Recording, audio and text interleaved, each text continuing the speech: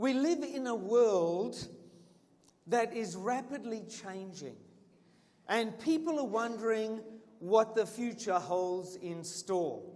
We have a very interesting gentleman in the White House in Washington, D.C., and people are following his decisions, or sometimes what people call lack of decisions, and watching with interest and wondering, where on earth is our world heading? Probably the most powerful politician in the world. And we're just wondering what tomorrow holds in store. Others are watching what's happening in China. And we see the South China Sea and issues happening there. And people are wondering, okay, that area is being militarized. And what does that mean for us here in Australia? What does the future hold in store? So we're living in interesting times. And so when I said I was delighted to be here this evening, I really mean that for a number of reasons. And I've mentioned some of them.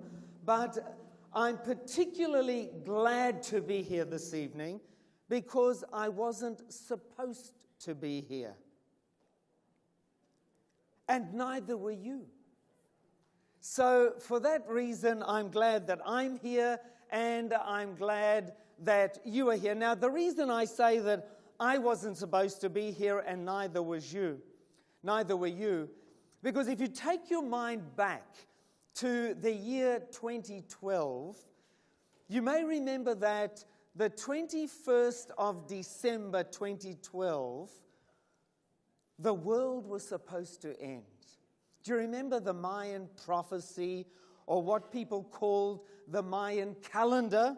And as people spoke and studied into this, they said, hey, something amazing is going to happen on the 21st of December 2012, and it could very well be the end of the world as we know it.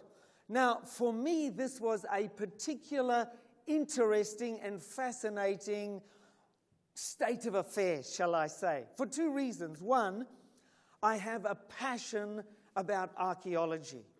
So here was an ancient prediction made by an ancient civilization, the Mayans. Secondly, I have a deep interest in prophecy.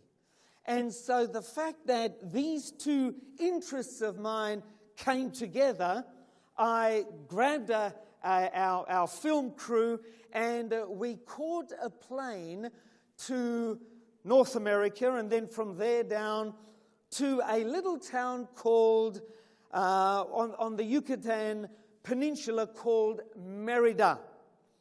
Now, Mérida is the closest airport to a place called Chichen Itza, which was the center of the Mayan civilization. Now, when we arrived, and I'm getting back to why I'm glad to be here tonight, when we arrived, we were met with a startling welcome. And when I say startling, it truly was startling. We were met by our guide, and as we walked from the plane into the small airport, we were met with this sign. A sign that said, "The End of the World 2012", and our guide pointed to the second line here that says, 7 days, 3 hours, 48 minutes, 2 seconds. He said, "Mr. Kent, that's all the time you have left."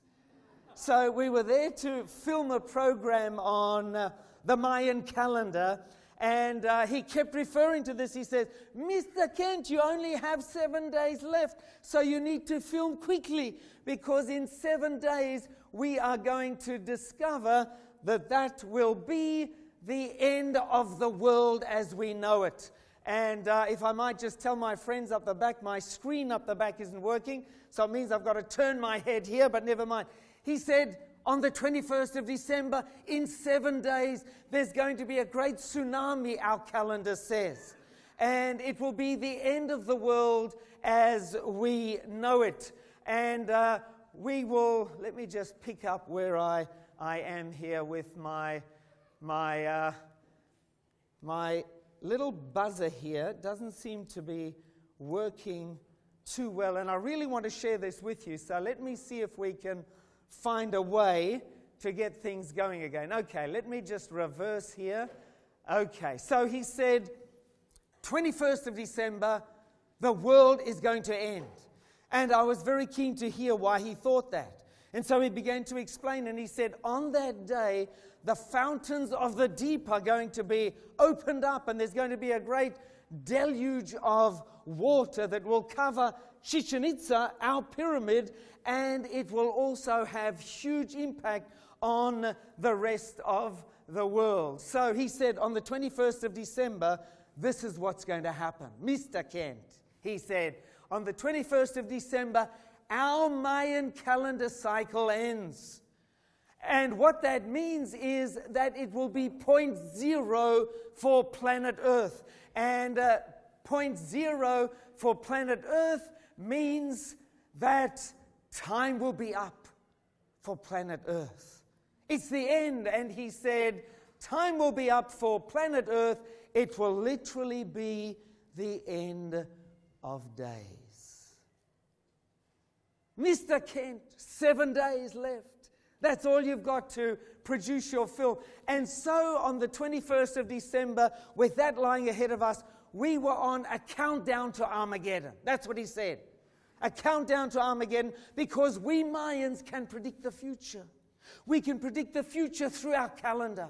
And on that day, whoops, we've lost everything now. The world is going to end. Maybe there was something to it. But you know, friends, fortunately, they made a mistake. And so we're here this evening.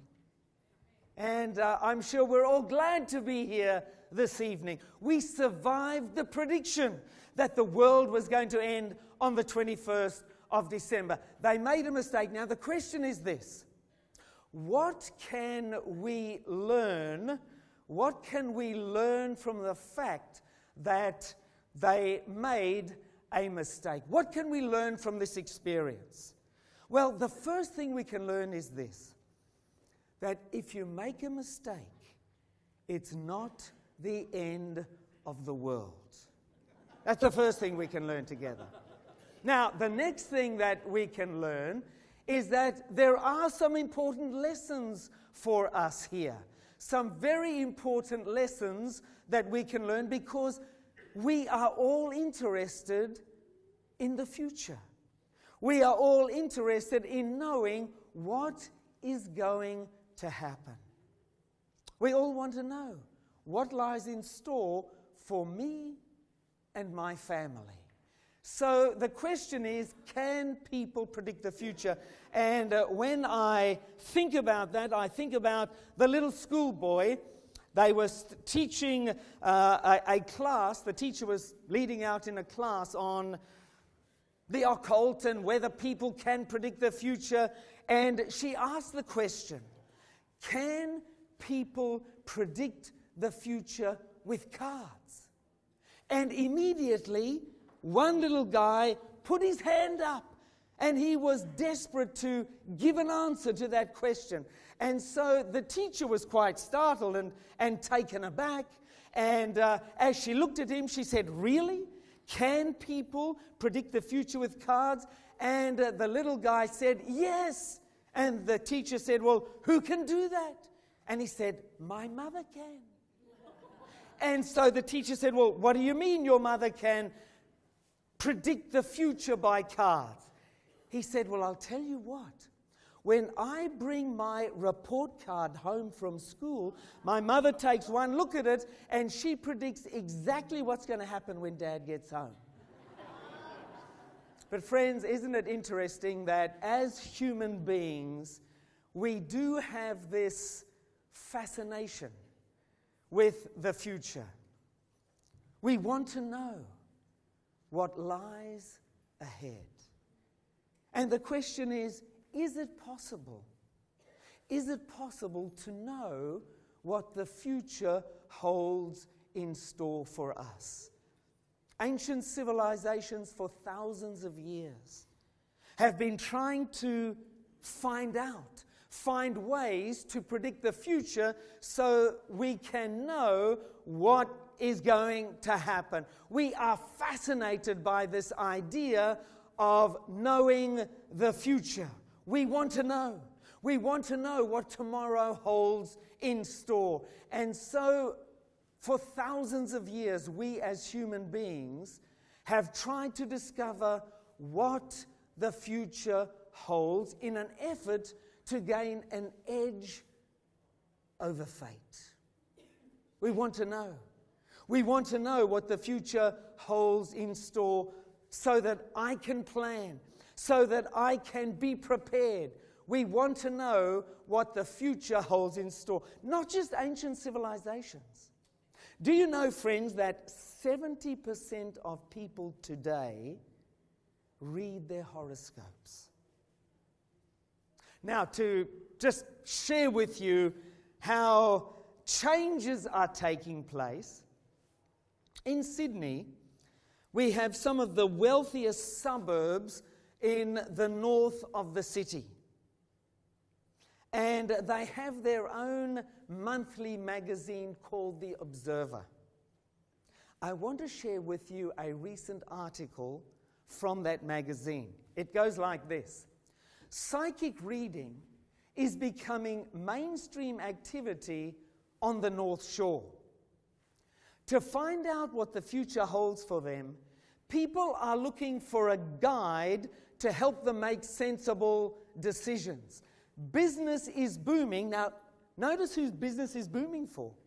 Business is booming for clairvoyance across the North Shore, with cashed-up locals turning to psychics for guidance on relationships, careers, and money.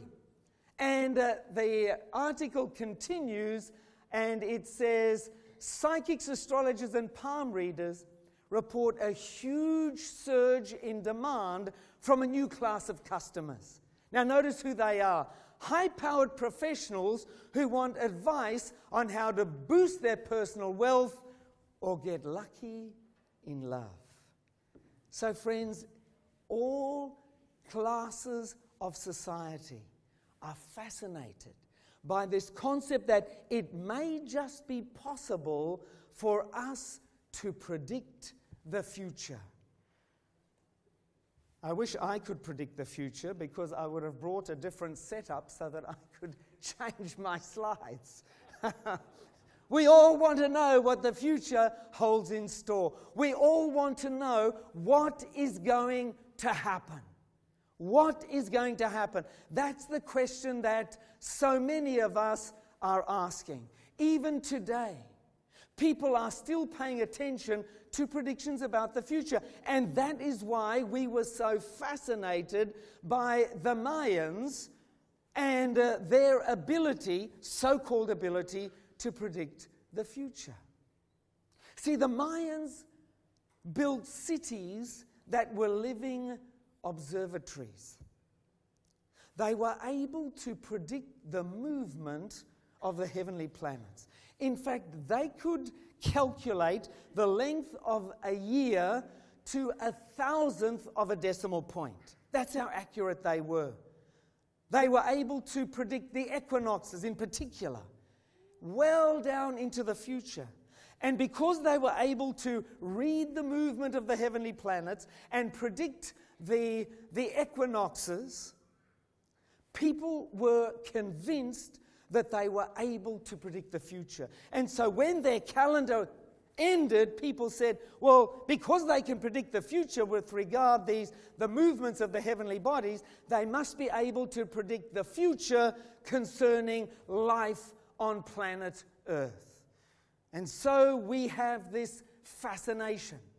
But my friends, the Mayans weren't the only people to incorrectly predict the future. You see, predicting the future can be a risky business, even for experts. Let me give you an example. Henry Ford wanted to borrow money to build cars. So he went to his bank manager, a man by the name of Horace Rackham, and he said, I need money to build cars. I'm going to build an empire.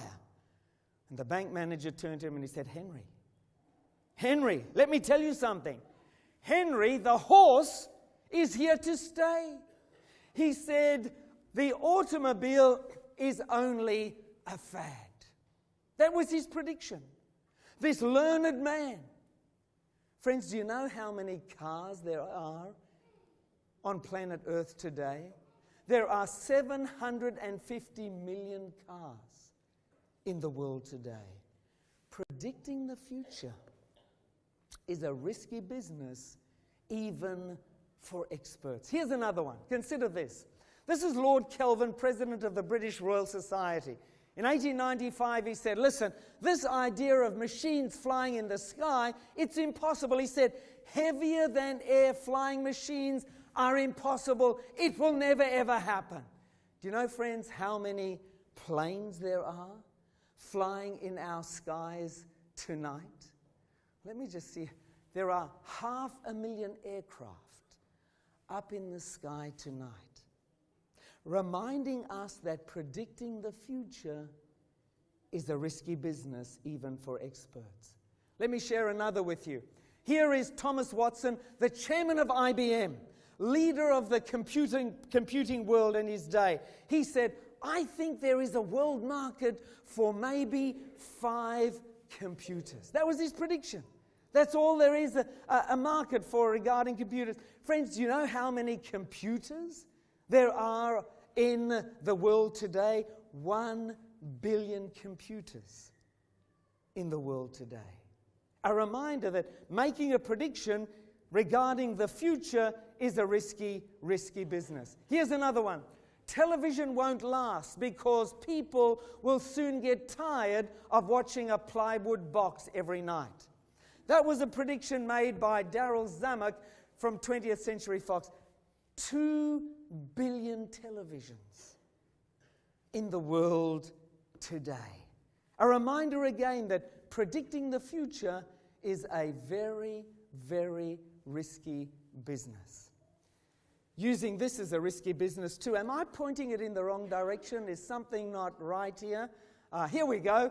Here's another prediction. We don't like their sound, and guitar music is on the way out anyway. This was one of the most tragic predictions ever made as far as finance is concerned, because that prediction was made by the president of Decca Records. When the Beatles came in, he had an opportunity to buy the rights to their records. He said, no, we're not interested in that.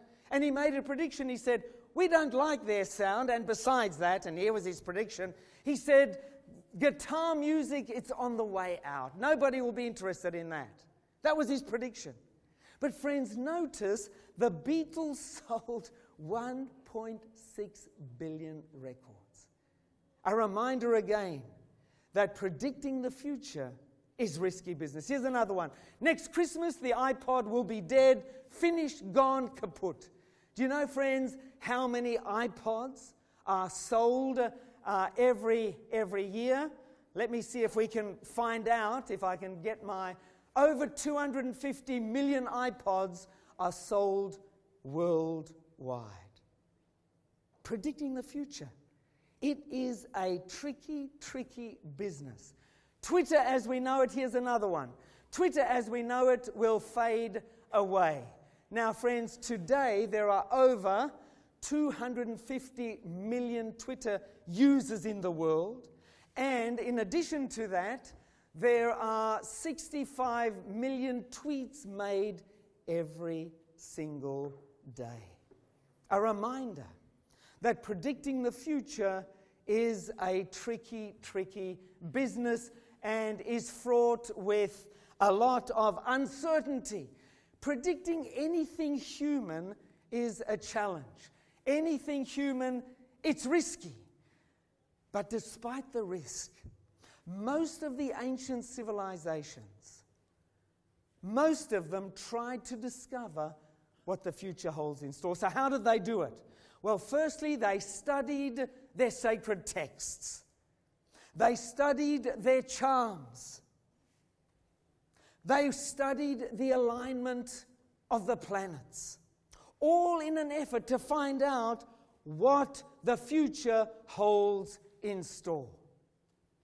And so these ancient civilizations were looking for ways to know what the future holds in store. And friends, that is why we were so fascinated with the Mayan civilization. So what are we to make of all this?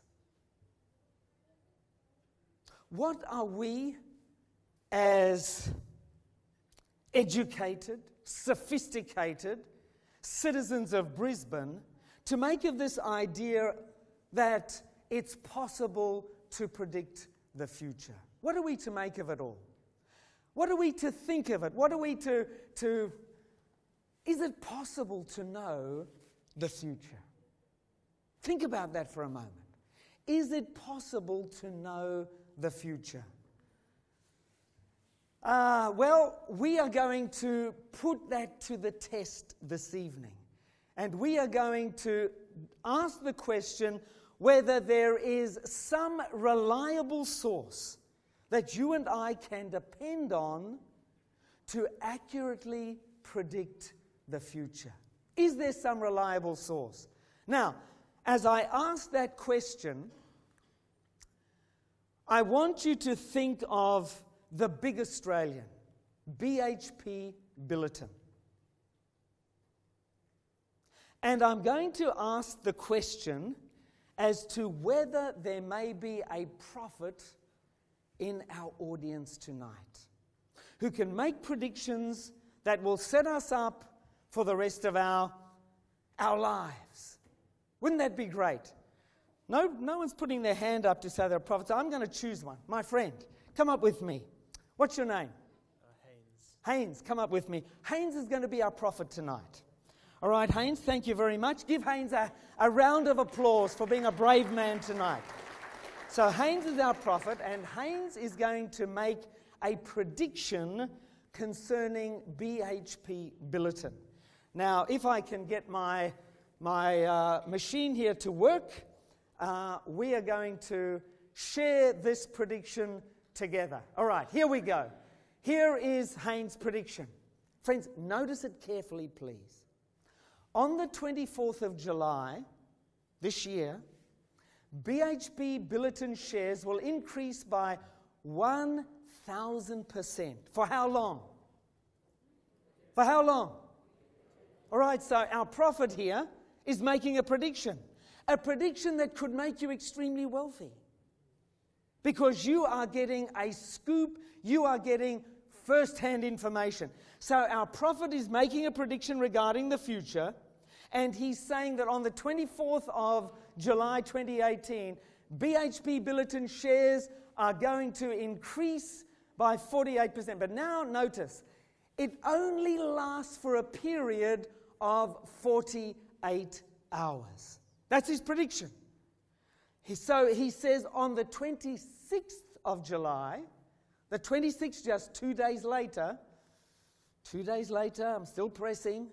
On the 26th of July 2018, BHP Billiton shares will return to their original price. And it will be business as usual again. This will be a one-off occurrence. It's never happened before, and it's never going to happen again. Now, friends, that is some prediction that our friend here is making. Now, it's a prediction that could make you wealthy. A prediction that you are getting the inside information on here this evening. Can I just say, I think there's some issue in the relay here. Let's go on here.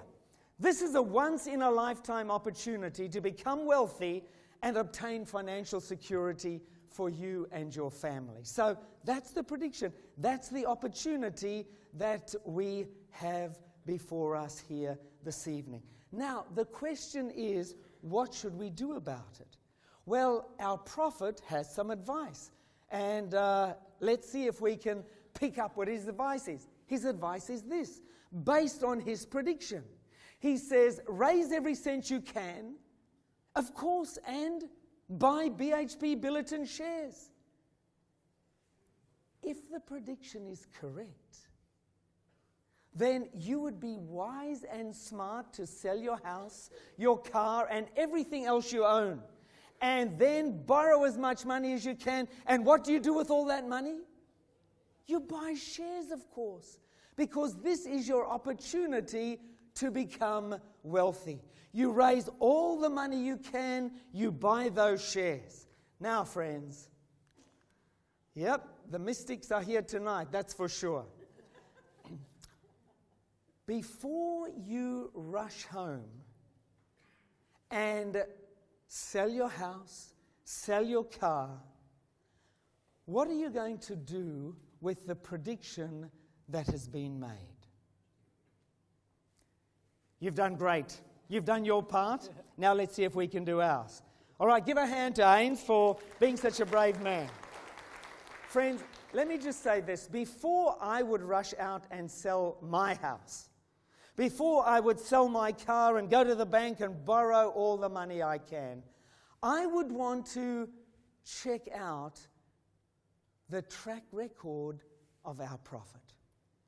I would want to know whether indeed he has the ability to predict the future, wouldn't you? I would be checking the BHP shares and the movements that they are making. And after I'd done that, I would be wanting to check on my prophet. I would want to check whether he has made any predictions in the past about the future.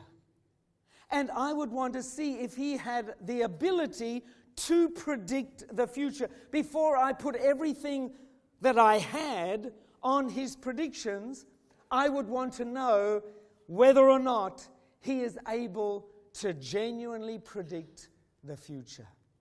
That's what I would want to do. I would want to know whether he's able to predict what the future holds in store. I would want to know. I would want to know his track record. And friends, that is the problem with the Mayan calendar. The Mayans had no track record regarding the ability to predict the future.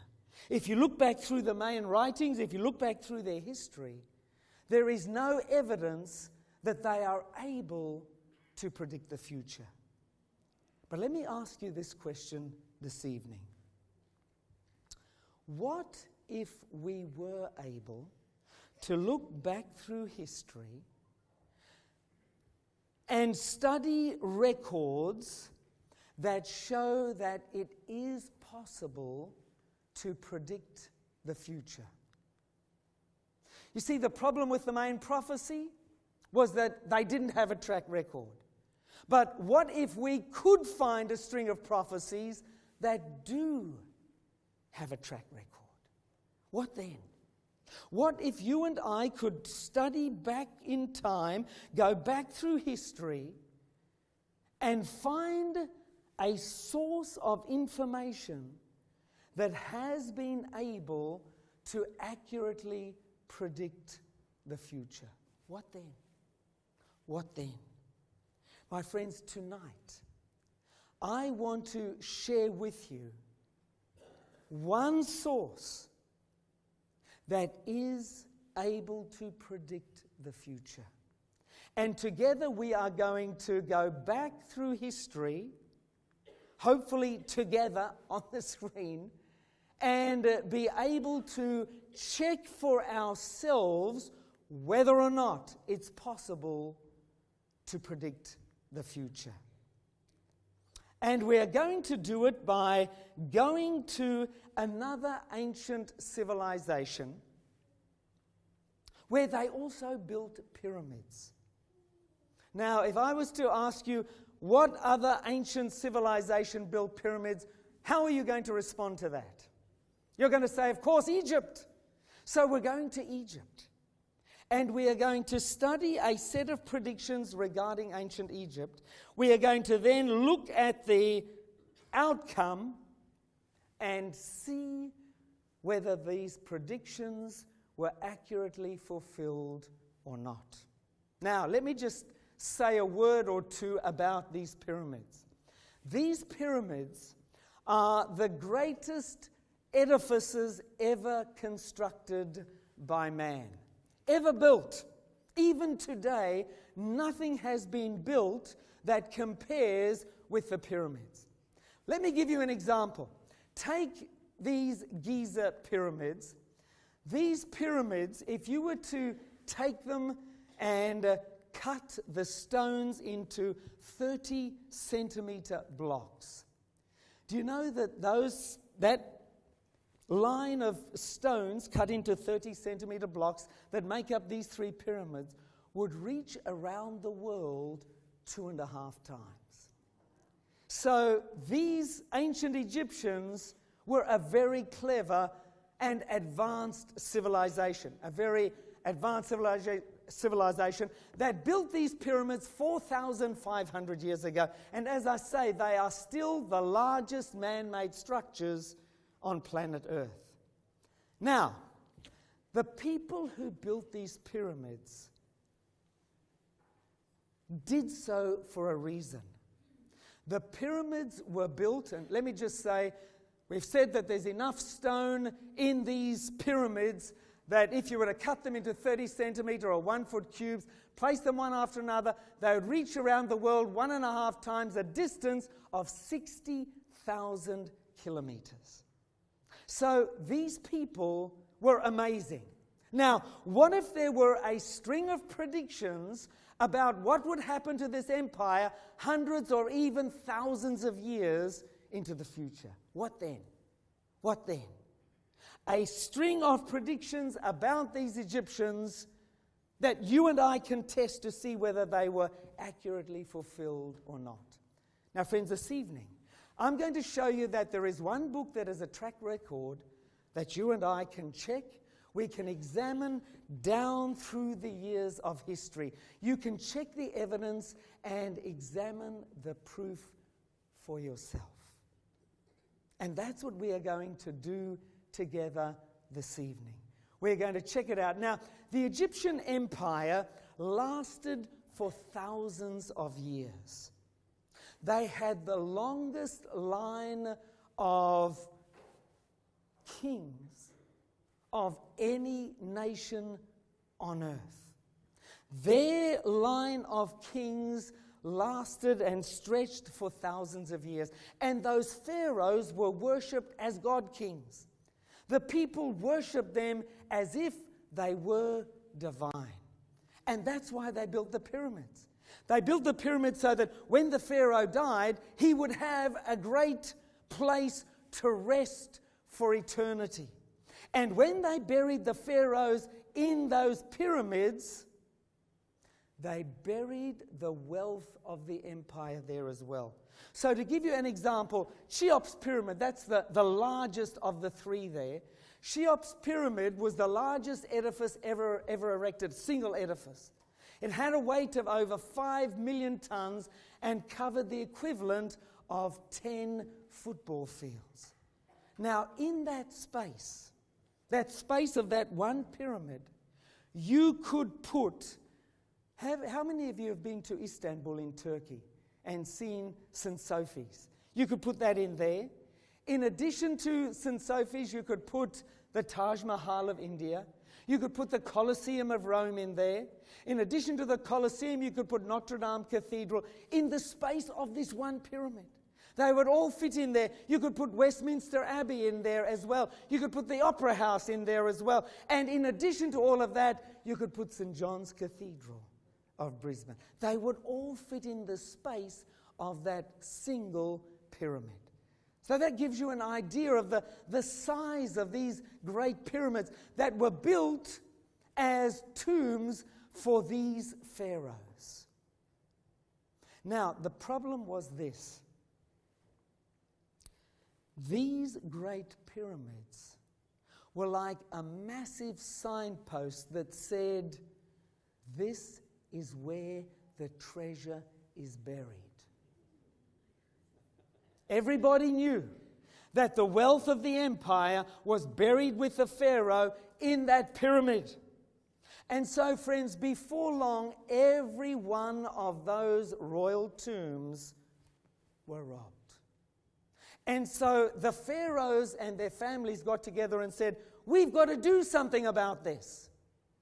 And so they said, let us build our burial tombs in a very secret place. And so they came down here to the Valley of the Kings.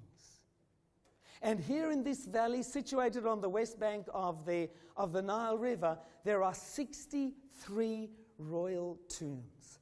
39 pharaohs are buried here. They said, we're going to find a place that no one will find us. Our tombs will never be robbed. And so it was the burial place for over 500 years. The pharaohs between 1500 BC and 1000 BC were all buried here. The pharaohs from the 18th, 19th, and 20th dynasties were all buried here in the Valley of the Kings. Every one of their tombs was looted. Every one, with one exception. The tomb of the boy king Tutankhamun. Howard Carter discovered this tomb in 1922. He found a step. And as he began to dig one step after another, it led him to the entrance of the boy king Tutankhamun's tomb. And friends, as they opened the door into that tomb, they discovered wealth and treasure that is just unimaginable. Here they found the wealth of an empire. The wealth of an empire. A reminder of the importance of these pharaohs. The importance of these pharaohs who ruled the world. The most powerful individuals on earth. And all this wealth was buried in their tomb. But friends, when these pharaohs ruled the world, along came a little Jewish prophet. His name was Ezekiel. And I want you to notice the amazing prediction that he made. When these pharaohs ruled the world, the longest line of kings and princes the world had ever seen, he came along and he said, there shall no longer be princes from the land of Egypt. What an outlandish prediction to make. That this long line of kings was going to come to an end. And there would no longer be any princes in the land of Egypt. A ridiculous prediction to make. But friends, I want to tell you this today. That from 500 BC until the present, there has been no pharaoh, an Egyptian prince, sitting on the throne of Egypt. Since 500 BC, no Egyptian king has occupied the throne of Egypt. Not one. Not one. So here comes this little prince, this little prophet, Egyptian Bible prophet, and he says, these kings of Egypt, they're not going to be here anymore. They're going to end. And friends, that's exactly what happened. They've had Persian, Greek, Roman rulers on the throne of Egypt, but no Egyptian prince until this day. Now, you may be saying, well, Gary, they just struck it lucky. They were just fortunate in making that prediction, that Bible prophet Ezekiel. But friends, I want you to come with me tonight on a trip down the Nile River. We're going to travel through one of the great rivers along the banks of the great rivers of the world. And as you travel along the banks of the Nile River, you notice pretty quickly that something is missing. Something is missing. Something big is missing as you travel along the banks of the Nile River. Now, by the way, friends, this is some of the most fertile land on the planet. The Nile Valley. Here, the Nile River brings the topsoil of Central Africa and it deposits it here on the banks of the Nile River. And here in the Nile Valley, they are able to grow 2 and sometimes 3 crops a year. But there's something that you will not find along the banks of this river. Something big is missing. And I'm going to tell you what it is. It's the bulrushes that used to grow along the Nile River. In fact, there were so many of them that they became, if I can point out here, they became the symbol of Egypt. And these papyrus reeds became a source of great wealth for the people of Egypt. Because from the papyrus reed, what did they make? What did they make? From papyrus they made paper. You got it. And they began to export paper to the rest of the world. And all that wealth flowed into Egypt. And they made this paper from the papyrus reed, which literally grew by the millions, if not the billions, along the banks of the Nile River. And friends, when the Egyptians were raking in all this wealth from the papyrus reed, along came another little Bible prophet. A prophet by the name of Isaiah. And this prophet, he too made the most amazing prediction you can imagine. I want you to read this because it's just so amazing. He said, "The papyrus reeds by the river will wither, be driven away, and be no more." Now, friends, when he made that statement, the banks of the Nile River were choked with papyrus reeds. And from these papyrus reeds, the Egyptians made a living. They became extremely wealthy. When Egypt was the envy of the world, making paper from the papyrus reeds, along comes a Bible prophet. He said, those papyrus reeds that are making you rich, they're going to disappear. They won't be here anymore. The papyrus reeds by the river will wither, be driven away, and be no more. And friends, you know, that's exactly what happened. You can travel along the length of the Nile River in Egypt from way up north where it enters the Mediterranean, right down to the border with Sudan. You will not find a papyrus reed. When I think about that, I begin to detect a bit of a track record. Now you might say, well, Gary, that's two predictions that were made. Maybe they were just lucky, but I want you to come with me to one more location tonight in ancient Egypt. We're going to go to Memphis. Now, Memphis was the capital of ancient Egypt when Egypt ruled the world. It was the New York, as it were, of the ancient world. And these people were very artistic. They also worshipped just about anything that moved. And so the ancient Egyptians worshipped crocodiles, they worshipped frogs, they worshipped falcons, you name it, they worshipped it. Cats, dogs, cows. And they built statues to their gods, and they lined the footpaths of their streets with these great statues. And they worshipped them. They were the idols of the ancient Egyptians. And as we move further, you will see that some of these statues were absolutely huge. But you go from one to the other, and you notice that they are all broken. In fact, when you look at these statues, every one of them is smashed and broken in pieces. You can see the famous alabaster sphinx, corroded, broken, just like all of the other statues. And the question, of course, is, well, what happened here in Memphis?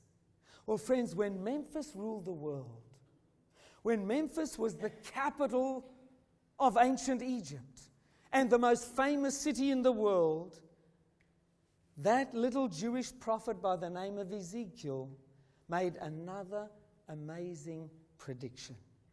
I want you to notice what he said. This is what the sovereign Lord says. I will destroy the idols and put an end to the images of where? The images of Memphis.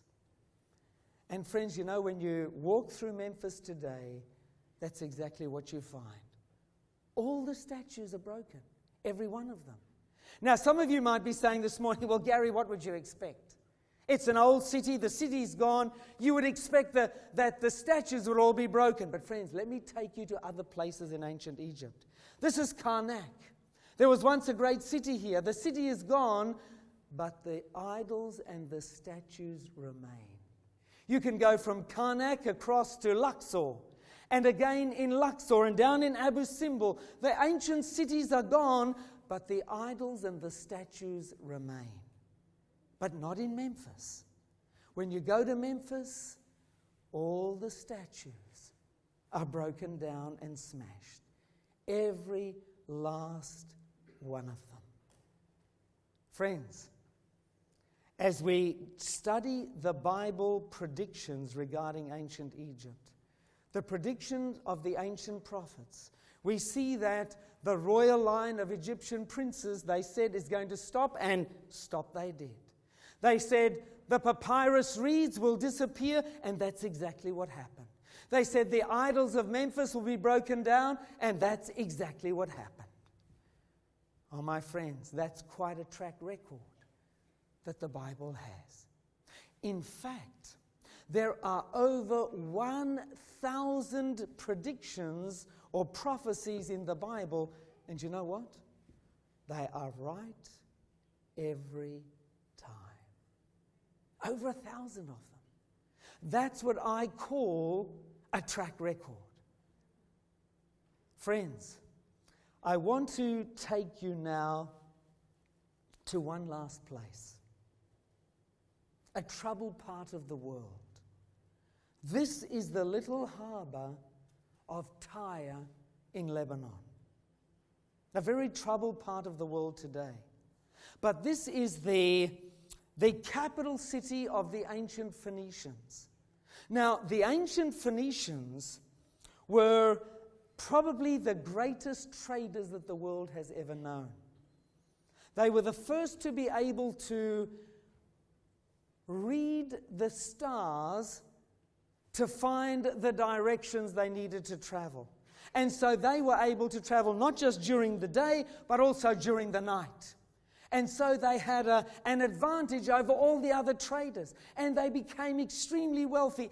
And the wealth of the world flowed into Phoenicia, to ancient Tyre.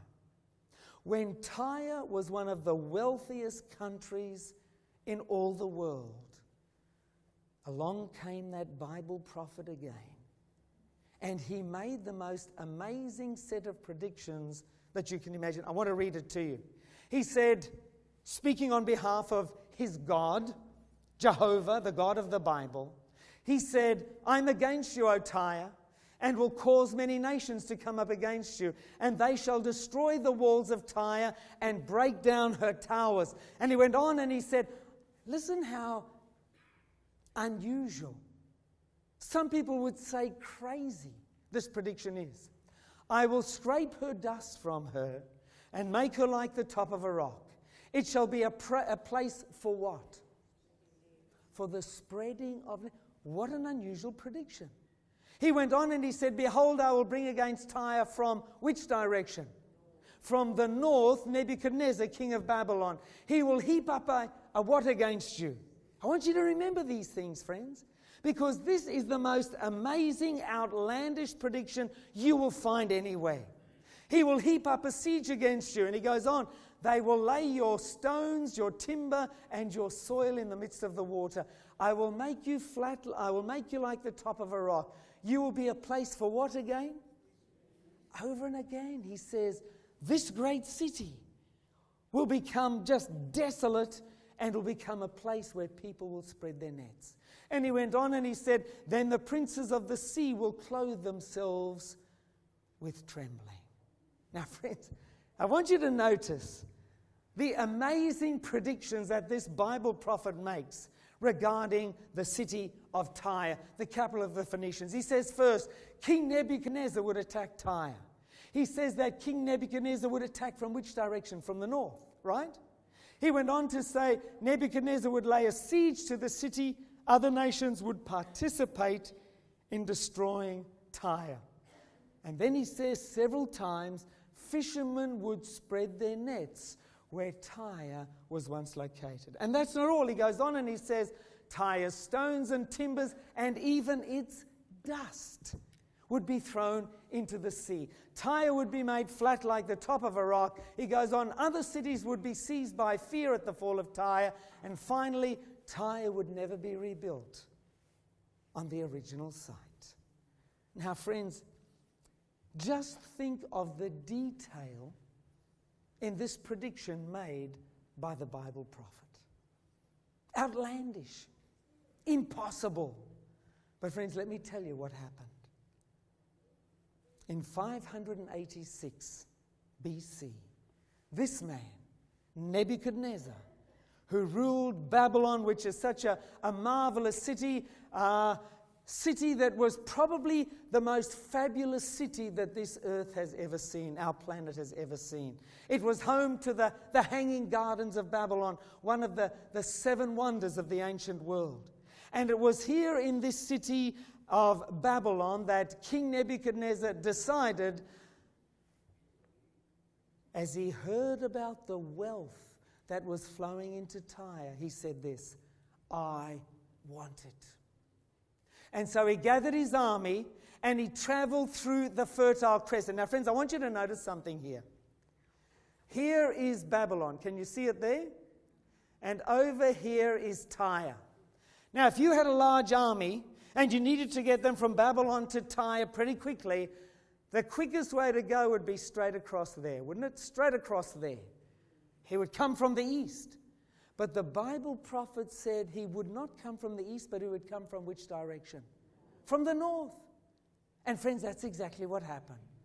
He traveled through that Fertile Crescent, up through here, and he came down to Tyre from the north.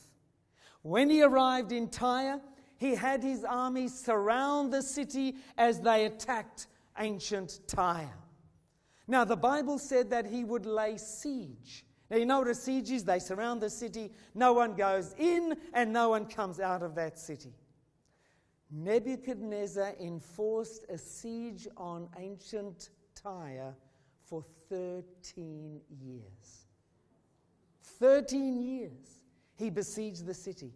When his soldiers eventually were about to break through the walls, the people of Tyre, who were what by profession? What were they again? Do you remember? They were traders who traveled by sea. As soon as Nebuchadnezzar's army appeared to break through the walls, those Phoenicians got in their boats and they sailed out to an island 1 kilometer off the coast, and they said, "See you, Nebuchadnezzar." Because he didn't have a navy, he had to turn around after 13 years and travel all the way back to Babylon empty-handed. 250 years passed. Nothing happened to the people of Tyre. And people who had read that prophecy said the prophet was wrong. But friends, 332 BC, along came this man, Alexander the Great, probably the greatest general this world has ever seen. He was a military genius. And he said to his army, "We're going to do what Nebuchadnezzar couldn't." And so he brought his army down and they surrounded the city. They broke through the walls. What do you think the people of Tyre did? They got back in their boats and they went back to their island. And they said to Alexander the Great, we know how to deal with you guys. Because he didn't have a navy either. But Alexander didn't give up. He said to his soldiers, we're not leaving here until we get them. So he said, here's what I want you to do. I want you to gather up all the ruins that we've broken down, the walls, the bricks, the timber, and I want you to throw it into the ocean. And he said, we are going to build a causeway from the mainland out to that island, and we're going to get them. So the soldiers went to work, and they gathered all the broken buildings and the walls, and all that was left. They threw it into the ocean, and they built a causeway almost to the island. But there wasn't enough to reach the island. So they went to Alexander and they said, General, we've done our best, but we just can't finish the causeway. We can't reach the island. Alexander turned to them and he said, you go back and you scrape up even the dust. You get every last stone, every last remaining piece of timber, and you throw it into the ocean, because we're not leaving until we reach the island. So that's exactly what happened. They went back to Tyre, where Tyre once was, and they scraped up even the dust. They threw it into the ocean. They completed the causeway, and they reached the island and defeated the Phoenicians and the inhabitants of Tyre. Exactly as the Bible said would happen. Every last detail. Let's just go over those points again. Because as you visit Tyre today, this area, can you see what's here? Look, wherever you look, what do you see? Fishing nets. Wherever you look in ancient Tyre, you see the fishing nets. Even today, these nets virtually cover the whole area where ancient Tyre once stood. Here's an aerial picture of the location. This is the mainland, or where the mainland was, and that's the island out there. And you can see that they built the causeway here, and over the years this has filled out, and you can see how that causeway has affected Tyre today. Friends, every last detail of that prediction has been fulfilled. Remember what the prophet said, the Bible prophet? The prophets of this book, my friends, were amazing in their predictions. Their predictions weren't casual that could be fulfilled according to a variety of interpretations. Notice what the prophet said and how detailed his predictions were. He said King Nebuchadnezzar would attack Tyre. He named the king who would do it. He named the battle plan that he would follow. Nebuchadnezzar would lay siege to the city. That's exactly what happened. He said he would come from the north. That's exactly what happened. He said other nations would be involved in destroying Tyre, and that's exactly what happened. He said fishermen would spread their nets where Tyre was once located. And my friends, that's exactly what happened. Notice as we move forward, he goes on and he says, Tyre's stones and timbers and even its dust would be thrown into the sea. And my friends, that's exactly what happened. He said Tyre would become flat like the top of a rock. Other cities would be seized by fear at the fall of Tyre. Tyre would never be rebuilt on the original site. My friend, every detail was fulfilled exactly as predicted. You can see that these Bible prophets went way out on a limb with the predictions that they made. The chances of their predictions being fulfilled were very, very slim, if not impossible. If not impossible. But my friends, the Bible prophets have never been wrong. Never been wrong.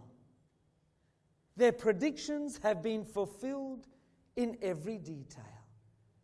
Now that's a pretty good track record, isn't it? You see, God makes this matter of predicting the future, He takes it very seriously. He makes a big deal of it. He leaves no room for mistakes. My friends, He in fact points to His ability to predict the future through the prophets of the Bible as a proof that He is the true God. I want you to listen to what God says in Isaiah 46 verses 9 and 10. He says, I am God, and there is none like me, declaring the end from the beginning, and from ancient times the things that are not yet done. God says, I'm the only true God, and here's the evidence. I know the future. My friends, every prophecy in the Bible is an opportunity, an invitation for people to prove the Bible wrong. But no one ever has. Not only did the Bible prophets make accurate predictions about ancient civilizations, but my friends, they made amazing predictions about our modern civilization. These prophets not only spoke about ancient civilizations, they have made amazing predictions about our civilization, the days in which you and I live. And my friends, the Bible, with its perfect track record, has made these amazing predictions for a reason about the times in which you and I live. Predictions that affect Australia today and throw light on our future. My friends, if you want to know what the future holds in store for you and your family, this is the place to find it. You won't find it with tarot cards, with the psychics. My friends, you'll find it right here in the Bible.